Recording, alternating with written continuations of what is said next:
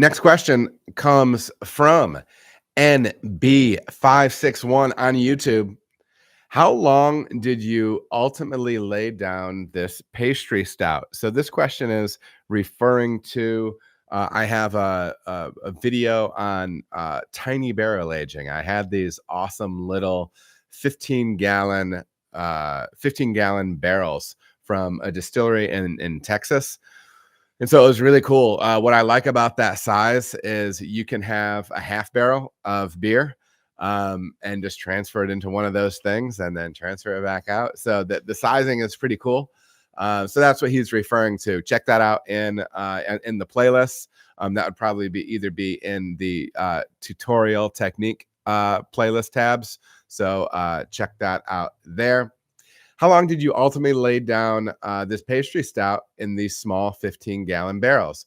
We talking weeks or months? And at what sort of ambient temp were they stored?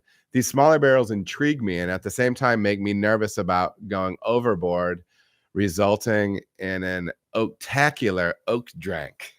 By the way, I didn't read this entire question prior. I just read the beginning and said, oh yeah, I want to talk about this. And I copy and pasted it. And I didn't realize you're going to say oaktacular oak drink, which is pretty great. So hats off, NB.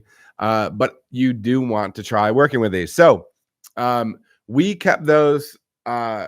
Most of the beers that went into those barrels were in there for about 9 weeks. And then I felt as if they had enough spirit character. They do not need as much time as a traditional size bourbon barrel because the surface area is much greater. So you do not need as much time and you can over oak those things quite easily.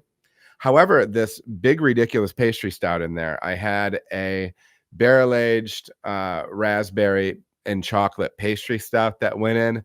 The finishing gravity on it was bonkers. It was like 1060. So what's Plato on that? 15? No, maybe 15. 15 Plato. That was the final gravity on it, and it was still an over 10% beer. So there's a lot of lactose in it. And actually, I'm not going to try to like backpat or anything, but I think it's a really nice example of pastry stout. It's relatively a drinkable version of that style. All of the acidity that we use got from the real raspberry in there helps to lean out that massive amount of residual sweetness. But it's still a sweet beer. I mean, don't get me wrong.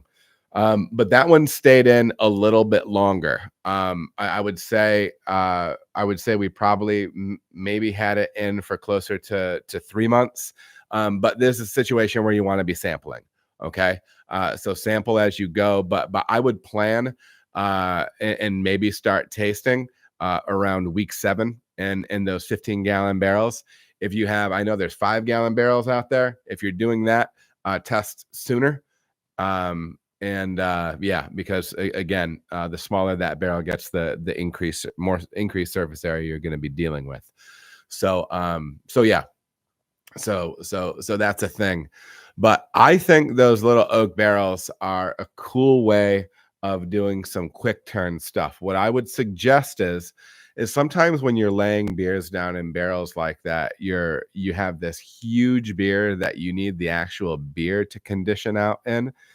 If you have a strong beer, but a beer that's still in its prime and doesn't need to smooth from an ABV standpoint, I think you can do some cool stuff with those little barrels and kind of have some quicker turnaround, pretty true to character, long-term bourbon barrel age type experience with.